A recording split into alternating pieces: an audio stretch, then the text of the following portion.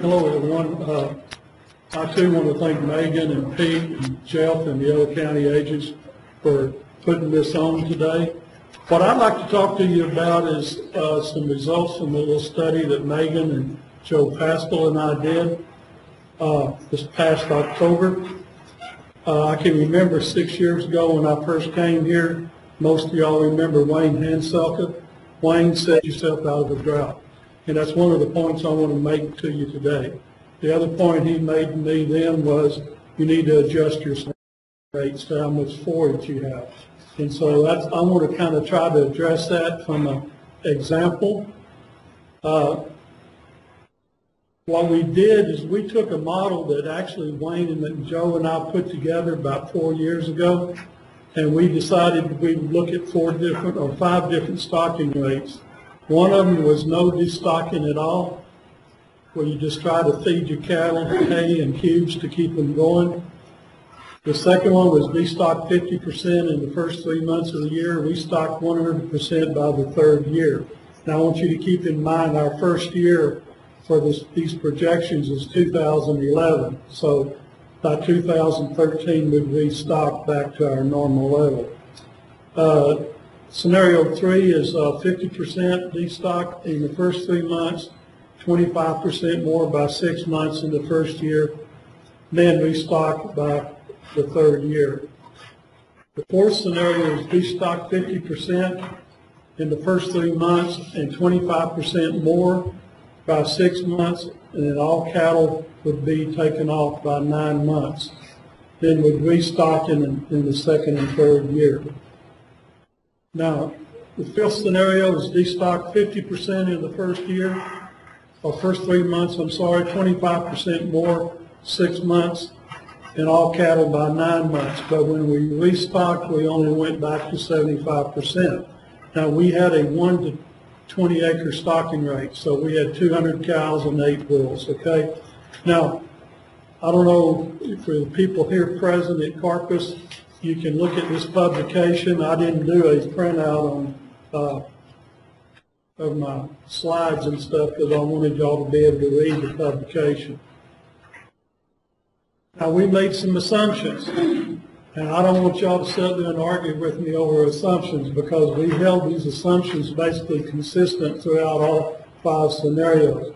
But we included off-farm income, which you can see here. We had living expense in the model. The acreage, we actually had 200 acres of Bermuda or improved pasture. We assumed 100% ownership, no royalty income. We assumed some hunting income, $10 per acre the first 3 years, then it went up. We put a little herbicide and fertilizer application in there.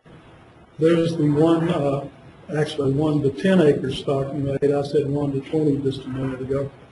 We assumed cow herd replacement with bred cows. We had $25 per cow on vet and medicine supplies, $26 on salt and mineral blocks per year per cow. Calving rate 85%. We assumed a normal culling rate of 7.5%. On our early wean calves, we assumed 275-pound steers or bull calves, 250-pound heifers. Then on our normal culling, normal weaning, I should say, 550-pound bull calves and 500-pound heifer calves. Now you can look at those prices that we used back in September, October. Those were good prices at that time, and if you looked at the markets lately, the price is a little bit higher right now. We had cull cow prices at 50 cents and cull bull prices at 70 cents. Now we assumed that because of the so many cows and stuff going to the slaughter, to be able to replace cows is going to be kind of expensive. So we went on the upper end at $1,400 per cow, which right now the market is showing about $1,200, $1,250. Bull prices, $2,500 per head. Now hay, we assumed an average for 2011 because we assumed we started out the year with lower prices. at $150 per ton. We assumed that hay prices would come off in 2012 as we started getting some rain in the spring or summer, and then back to normal on $85 per ton in the third year. Now, range cubes, you can see we show 18 cents a pound, which is a little bit on the low side right now. We did assume pregnancy testing and bull testing. Now, this table shows the feeding requirements that we put into the model on hay and cubes. We based this off of 30 pounds of dry matter per cow per year, so about 24 to 26 pounds of cubes of hay, then the rest cubes. Now you can see the feeding requirements. Now this is on a per ton per cow. You can see here, then range cubes. In the no destocking, you had to feed a lot more. Now these ratios or amounts was based off of some research through the Extension Service and the Research Service. But you can see as you go down, is the more you cull, the feeding requirements went down in both categories. Now this is the graph that Joe showed in his presentation. What he was talking about on savings cost is basically here. If you try to feed out, the average cost over the 10-year period was $158,000. It was lower as you reduce the number of cows, okay, and you destock. Now, I want you to see a point here that your average net cash farm income, if you tried to, now this is just off of the cattle and off of the deer hunting, okay? The average net cash farm income is only $15,000 a year over the 10-year period if you tried to feed cattle out. And that's due to the cost of feed and cubes and hay. Now, and that goes all the way down to where we actually destocked and restocked only back to 75%, you had the highest net cash farm income. Now I'm going to show this graphically here in a minute. Now ending cash balance, now that includes all farm income, okay? So that's why you can't take this 30,000 and multiply it times 10 and get this number here. But that includes your net cash farm income, and you can see that it was highest for the scenario where we only restocked back to 75%. And that is primarily due to the fact that we didn't buy back 50 cows during the 2012 and 2013 year, okay?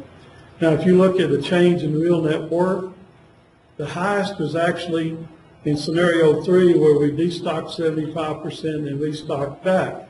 And it was higher than my scenario number 5. And that's basically because we have more cattle.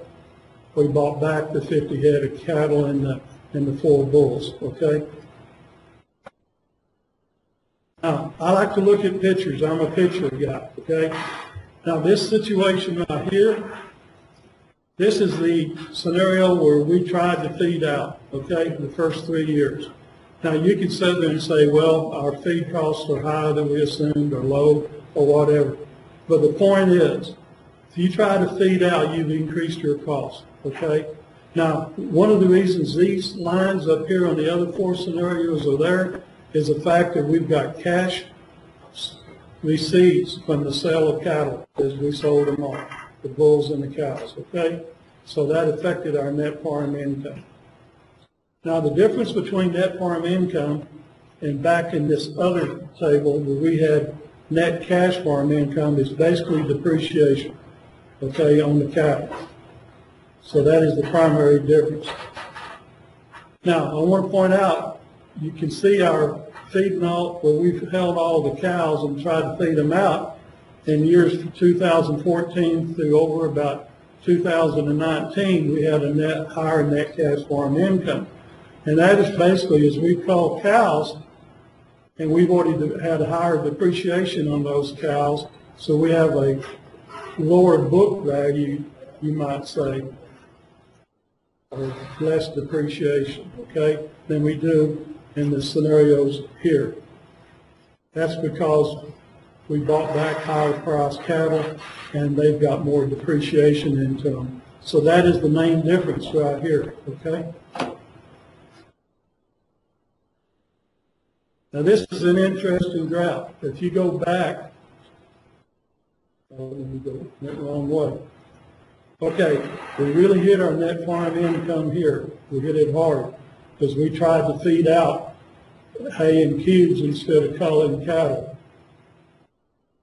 That is basically the difference you see between the other four scenarios and scenario one. And we never really make up that cash difference over the 10-year period. Now, real net worth, I showed you some percents a while ago. You can see the difference. This is that first scenario where we tried to feed out the cattle. Now, there's a point I want to, let me go back. So the points I want to make is that when we destocked, we had a higher net cash farm income, a higher cash flow, and also a higher net worth growth than in the situation where we tried to feed the cattle out. In the no destocking scenario, as we saw in the graph, you never catch up. If you try to, you actually never catch up. And in scenarios 3 and 5, both were pretty good. Now, the deal with scenario 5 is that we did not restock back to 100%. We only restocked at 75%. And it actually came out just about as good. Now, as Joe pointed out in his talk, this is we've had 5 years of less than average rainfall. And as you can see, in 2009 and 2011, we had some really bad years of rainfall, okay? And Joe kind of covered that pretty good. Now, so my question is, and what I want to leave you to think about on this point of restocking and the point of stocking your pastures, you don't want to overstock and eat up all the forage that you have. You want to manage the stocking rate to the amount of forage you have, because the point is, here we are here in 2011, and we're coming out of it this year into next year, but when's the next one? We had one in 2009 and we had one in 2011. Now, basically what I wanted to cover, I wanted to point out one other thing. I've got a brochure up here on y'all's operations.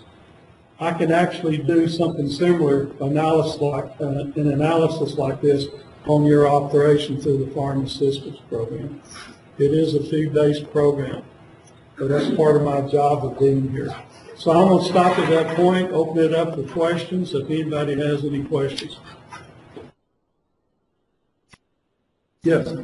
Matt, what would your advice be to some of the guys that have cut back to, say, 50% of their herd right now, and they're talking about feeding distillers grains, or they are feeding stuff like that, holding on, thinking this cattle market is going to go sky high? The question was on people that have cut back 50%, do you try to feed some of this grain and stuff that you can get?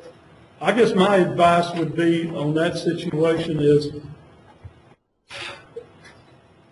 I would be careful on how many cattle I'm trying to hold.